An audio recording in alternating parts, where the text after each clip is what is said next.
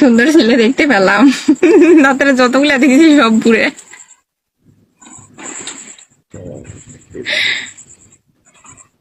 ঠিক আছে, যতগুলা দেখছি সবগুলা বুড়া বুড়া বেটা, মানে বিয়েই করেনি, এত কুচি কুচি কণ্ঠ না। ঠিক আছে, বিশ্বাস করে। বাসা কোথায়? বাসা টাঙ্গাইল। আপনার? উম, কি করেন? আমি স্টুডেন্ট।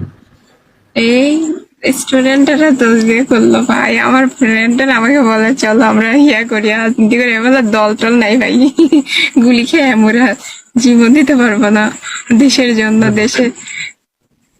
শুনেন, রিসেন্টলি তো আমি ঢাকাতে থাকি, তো তো এইখানে পড়াশোনা করি।